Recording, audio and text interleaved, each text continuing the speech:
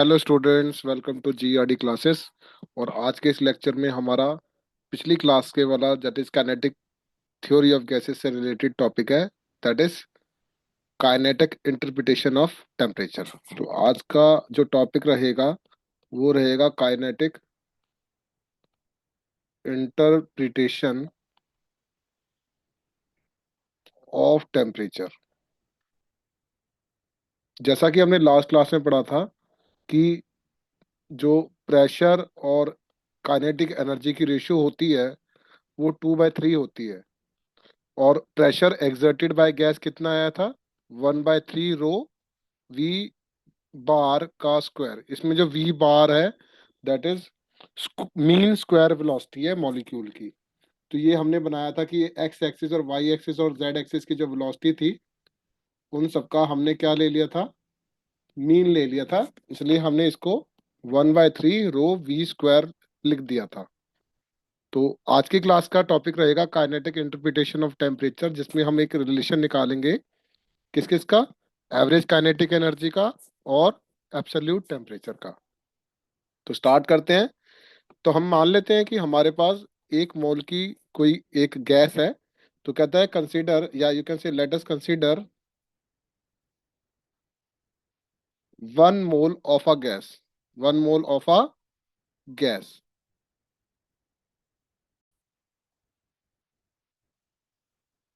And m equals to molecular mass. p को हम consider करेंगे प्रेशर, v को वॉल्यूम, और बेटा टी को हम रिप्रेजेंट करेंगे टेम्परेचर से। जो हमने 1 मोल की गैस ली है उसमें हमारे पास एम जो रहेगा उसका मॉलिक्यूलर मास रहेगा, पी प्रेशर रहेगा, टी टेम्परेचर और वी वॉल्यूम रहेगा। वी नो दैट जो डेंसिटी होती है बच्चों वो मास पर यूनिट वॉल्यूम होता है। ओके, तो मास को रिप्रेजेंट करेंगे हम एम से और वॉल्यूम को वी से। ठीक है, this is my question number 1। From pressure exerted by gas, from pressure exerted by gas, जो प्रेशर होता था वो कितना आता था? P equals to 1/3 rho V square. Okay, तो अब हम क्या करेंगे? यूजिंग इक्वेशन नंबर 1, P जो बन जाएगा 1/3 m/v, v का स्क्वायर। ठीक है, तो ये बन गया हमारे पास, दैट इज 1/3 mv का स्क्वायर बाय v। तो अब v जो है हमारे पास वॉल्यूम है, तो वॉल्यूम को मैं इधर प्रेशर के साथ मल्टीप्लाई कर देता हूँ। तो 1/3 mv का स्क्वायर बन गया। क्लियर होता है यहाँ तक? अब मैंने इस इक्वेशन को मल्टीप्लाई बाय 2 और डिवाइडेड बाय 2 कर दिया। ऐसा करने से मेरे पास जो बन गया 2/3 हाफ mv स्क्वायर हो गया। क्लियर? और सिंस आप पढ़ के आए हैं जो काइनेटिक एनर्जी होती है वो किसकी बराबर थी? That is half mv square, है ना, जिसको हमने ई से रिप्रेजेंट किया था। तो अब ये जो बन जाएगा इस इक्वेशन को हम लिख सकते हैं P V equals to 2/3 into, sorry 2/3 into E की बराबर। This is my equation number second. ठीक है, तो इक्वेशन हम हमारी ये सेकंड बन जाएगी। अब इसके बाद ये क्या कहता है? इसके बाद कहता है हमारे पास आइडियल गैस की इक्वेशन भी है। ओके, तो हमारे पास जो आइडियल गैस की इक्वेशन वो कहती है from ideal gas equation PV किसकी बराबर है? आर टी की बराबर। ये हमारे पास इक्वेशन नंबर थर्ड बनती है।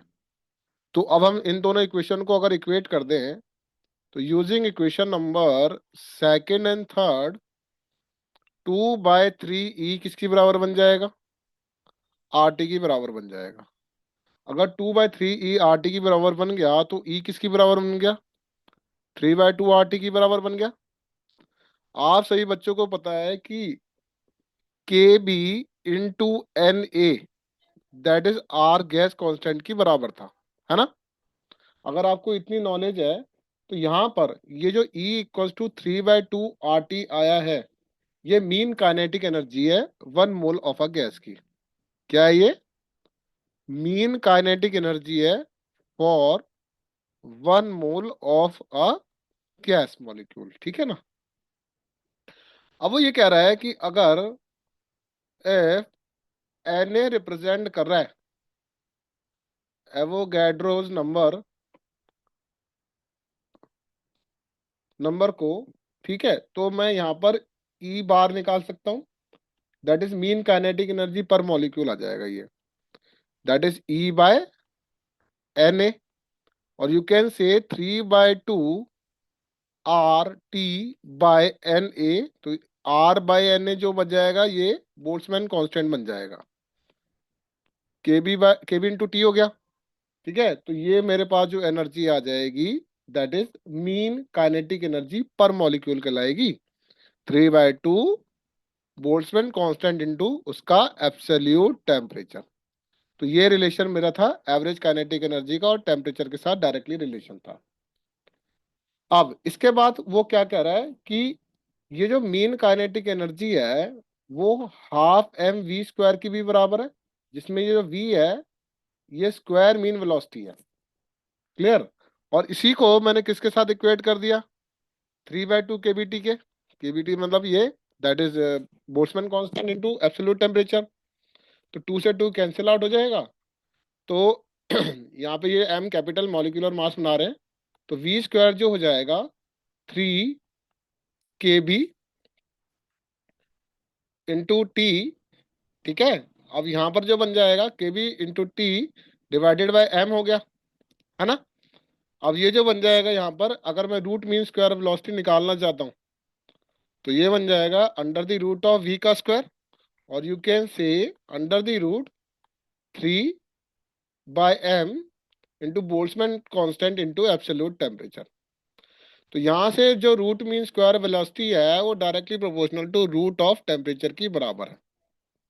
तो कहता है जितना ज्यादा तेज मोशन होगा किसी भी गैस मॉलिक्यूल का, ठीक है, उतनी हायर काइनेटिक एनर्जी होगी, जिसके कारण कहता है higher will be the temperature of the gas, मतलब the motion of the molecule of the gas जितना हायर होगा उतना हायर काइनेटिक एनर्जी होती है। तो यही है हमारा that is kinetic interpretation of temperature. Thank you very much.